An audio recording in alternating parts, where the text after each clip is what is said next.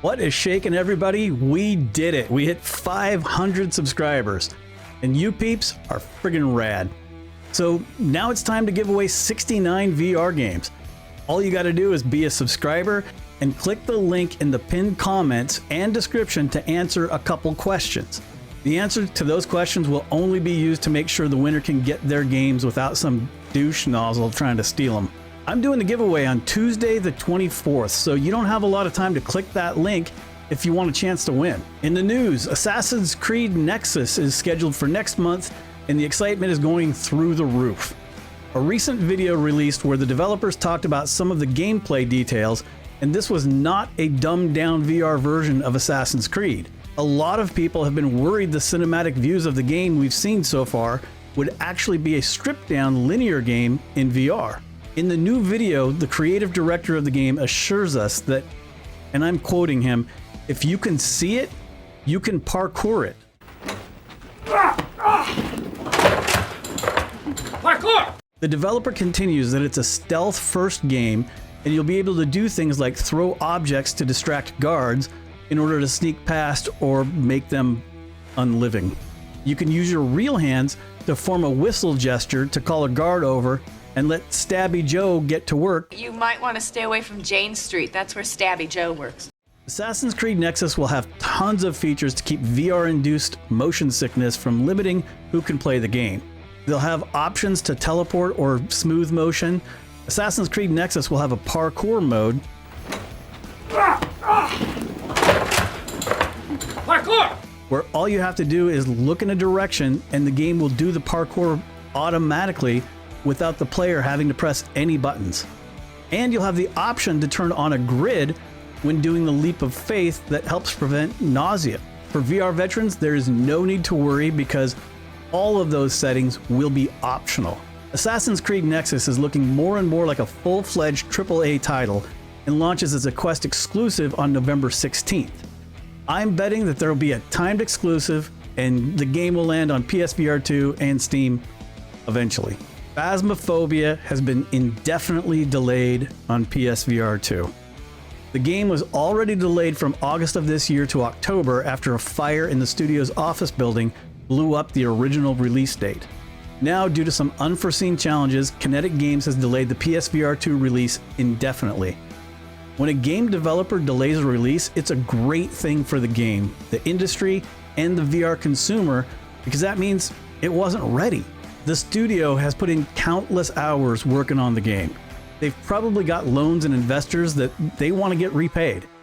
Dropping a broken or ugly game would be a huge cash grab for a game like Phasmophobia because they've got name recognition. They would make millions on day one even if the game was garbage.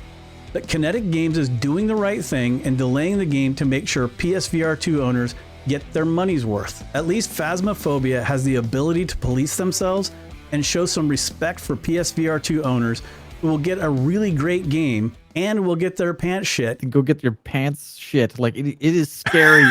Because it's friggin' scary when Phasmophobia eventually launches. Rumors are flying that Arizona Sunshine 2 is going to be released on December 7th of this year. Arizona Sunshine was announced back in May, and fans of the original can't be more excited because the first game in the series was an absolute classic. One of the most anticipated features of Arizona Sunshine is the addition of a companion dog named Buddy. Buddy is expected to be a large part of the game rather than just a canine decoration. Apparently, the dog will be most important when parts of the game get more difficult. As far as the actual release date, both the PlayStation Store and Steam currently say the game will release in 2023, while Quest Store just says coming soon. But at one point, the PlayStation Store had the specific date set to December 7th. Publisher Vertigo Games has said that they would like to see the game release on all platforms at the same time, but also says they would consider staggering the release if one platform runs into any snags along the way.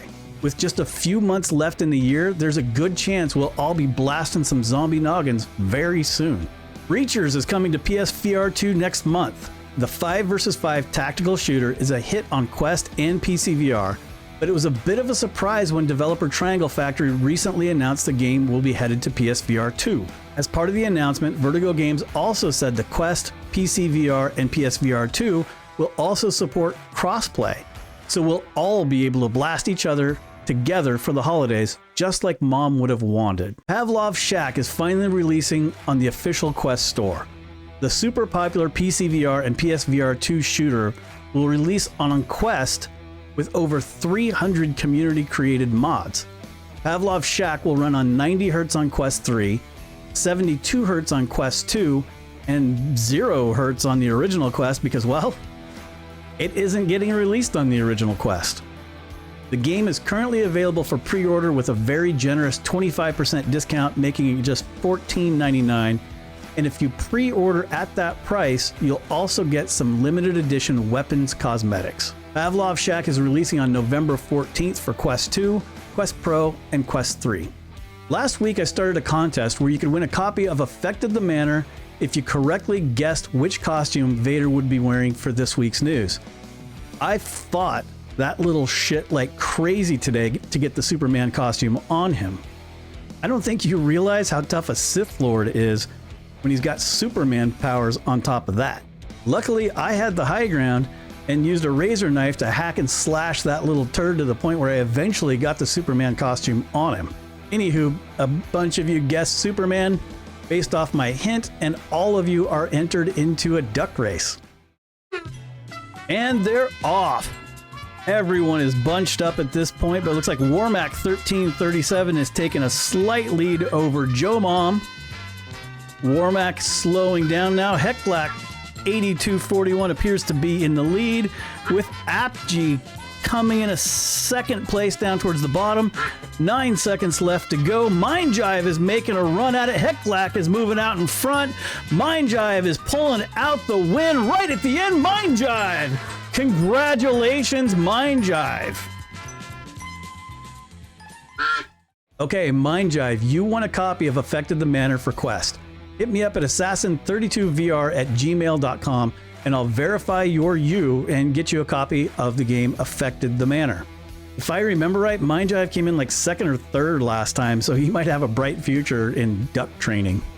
Now that we've hit 500 subscribers, like you see right there, we did it. Don't forget, I'm giving away 69 games, and that's going to be happening this Tuesday. So click the link in the pinned comments and description to get entered. I will see you next Tuesday, and that's what's happening.